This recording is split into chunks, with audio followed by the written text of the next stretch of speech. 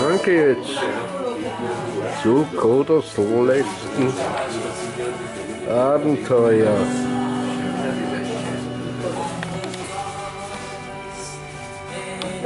Lieber Lichttechniker, kannst du bitte die weißen Notrad, die hauen einen Tag da herum. Ich weiß nicht da.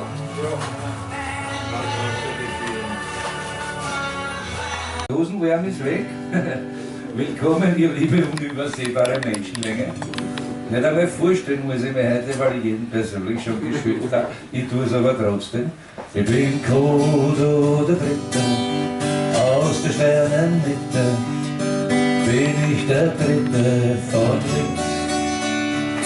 Und ich düse, düse, düse, düse ins Außerschritt und bring die Liebe mit von meinem Himmelsricht.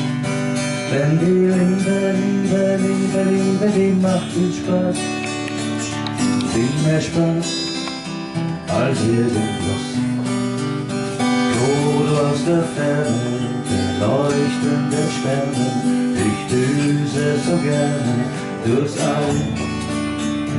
Und ich düse, düse, düse, düse ins Außerschritt und bring die Liebe mit von meinem Himmelsritt.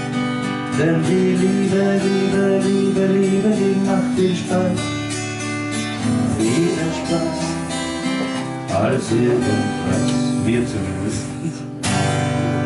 Grüß euch, schön, dass ihr hergefunden habt. Vielleicht werden wir ein bisschen mehr, aber nicht, kann man auch nichts machen. Wir müssen ja seit einiger Zeit um 22 Uhr mit verstärkter Musik Schluss machen. Jetzt habe ich ein erstes Set so von Erdberg nach Xmas, also eher so weihnachtlich besinnlich. Ein zweites Set normal und das dritte, wenn es es ergibt, spiele einfach unten am Tisch unplugged.